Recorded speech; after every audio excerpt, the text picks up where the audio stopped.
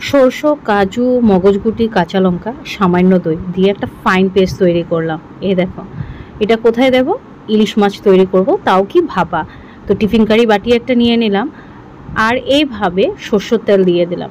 তারপরে দিয়ে আমি কি করলাম, এই পেস্টটাকে একটুখানি ছড়িয়ে নিলাম। হ্যাঁ, তার উপর দিয়ে বসাবো নুন আর হলদি মাখানো আমার ইলিশ মাছের পিসগুলো। খুব ভালো ছিল ফ্রেন্ডস খেতে।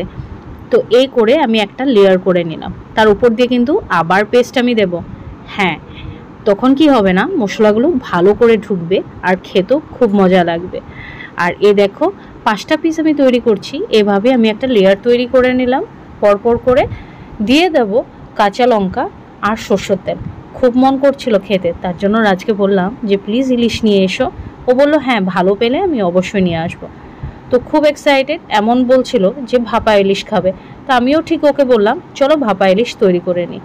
তো এটা দেখে বাস, ভাপা ইলিশ আমার তৈরি হয়ে গেল শুধু 20 মিনিটে। আজকের জন্য আসলাম, কিন্তু খুব শীঘ্রই আবার দেখা হচ্ছে।